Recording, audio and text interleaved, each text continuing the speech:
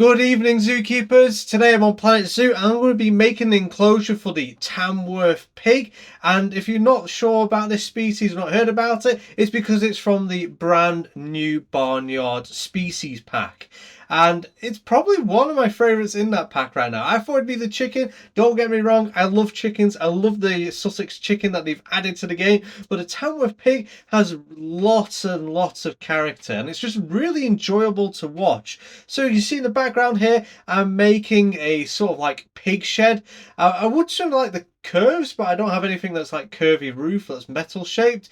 So this is the best I'm going to get with it. And I really do enjoy the way it looked in the end. It has a good like aesthetic. Definitely looks like a pig shed that you'd find out in one of the fields that you're keeping them in. Now with this enclosure, I'm going to make it so it's not heavy on plants. I say this now, but I probably will do in the end to do like adding plants. But when making pig enclosures, you can keep it pretty simple. Like right now, I'm going to make this really simple fence, as you can see in the background, and then go back into a speed build so it goes through it a lot quicker, because it's pretty simple, just copy and paste. And I kept it pretty much just this fencing throughout because I do like the simple look to it. And again, these are pigs, they don't need that heavy protection, especially with them this species of pig being very domesticated. I mean, they can be dangerous if they want to be, but usually are really friendly creatures, and they look really friendly in this game as well. So as you see in the background with the fencing, I'm going to keep it this like basic square shape. I don't want to get too fancy because it's obviously always easier to build in squares, and when you're making like an enclosure or farmyard enclosure kind of thing, it's just generally easy, less resources and doing weird curves and less time. It's just quick and easy, slap the poles in and then put your chain on it. And as you see here now, what I'm going to be doing is I'm going to be making the paths using dirt. So these are like the heavy walked on places. As well, it's going to allow me to decide where I'm going to place my enrichment. So I really want to add a lot of enrichment to the enclosure because it's just something fun to watch. I love watching the animals interact with those items in the enclosure, and obviously the pigs, they're really interesting as well. Like when they go to the foraging box, they roll around in it. Just fun to like watch them scratching the scratching posts. I was going to add like the wind chime thing in there, but it just looks like really big and it doesn't feel like it really fits in with them. I might add it eventually just to see what the pigs actually do with the enrichment there.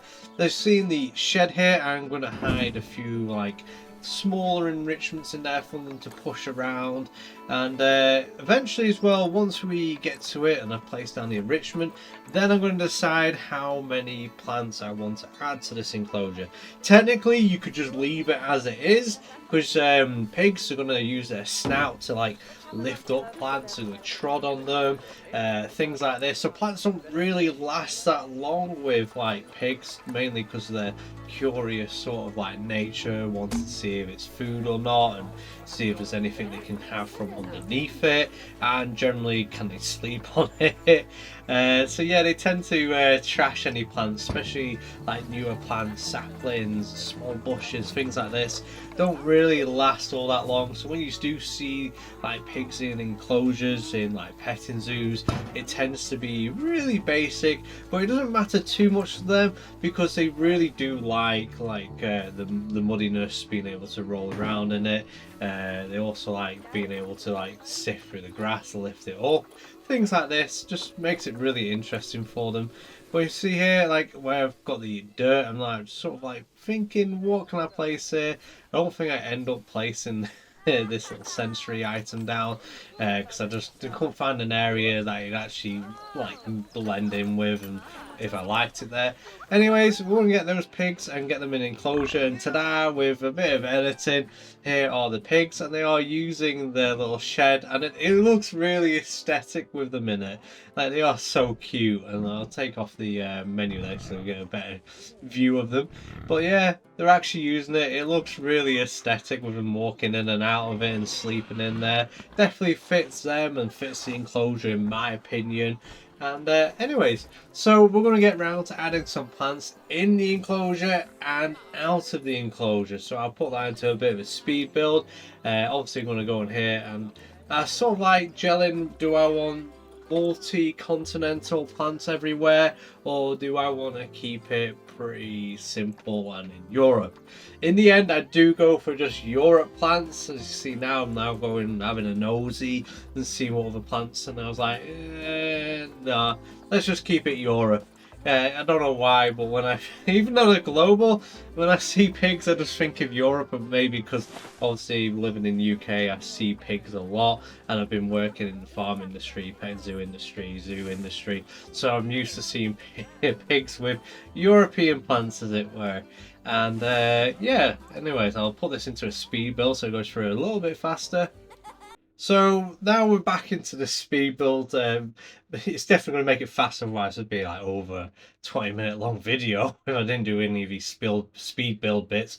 I can see there putting nettles in the corners, the bane of anyone's life that works in the animal industry and probably other industries, because more than likely the creatures in that enclosure are going to drop their feces in that, and you're going to have to stick your hand in the nettles and enjoy that little bit of, let's say, fun, not fun.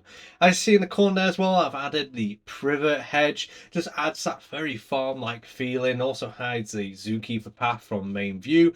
Add buffalo grass to the areas of the grass zones, just to make it feel like it's just more buffed out. It definitely buffs out the grass. Obviously I like the long grass terrain, but like from a distance it kind of disappears and gets lost. The buffalo grass doesn't, and it definitely buffs it out. Add a few little rocks here and there just to add to the enclosure and that look.